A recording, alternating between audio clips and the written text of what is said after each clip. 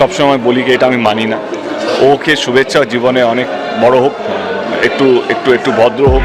5 জুলাই থেকে কলকাতাতে মুক্তি পেয়েছে শাকিব খানের বহুল আলোচিত সিনেমা তুফান। এবার সেই সিনেমার দুষ্ট কোকিল গানটি নিয়ে মন্তব্য করলেন ওপার বাংলার জনপ্রিয় অভিনেতা দেব। সেই ভিডিওটি এখন ভাইরাল সামাজিক যোগাযোগ মাধ্যমে। সবসময় বলি কি এটা আমি মানি না, বড় হোক, একটু একটু একটু ভদ্র হোক।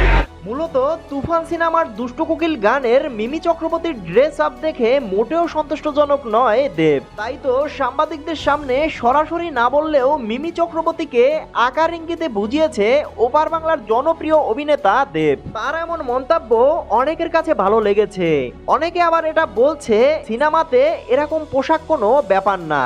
এ নিয়ে চলছে সামাজিক যোগাযোগ মাধ্যমে কাদা ছোড়াছুড়ি। প্রিয় দর্শক, তুফান সিনেমার দুষ্ট কোকিল গানে মিমি চক্রবর্তী ড্রেস আপ দেখে আপনার কাছে কিরকম মনে হয় জানিয়ে দিন নিচে কমেন্ট বক্সে।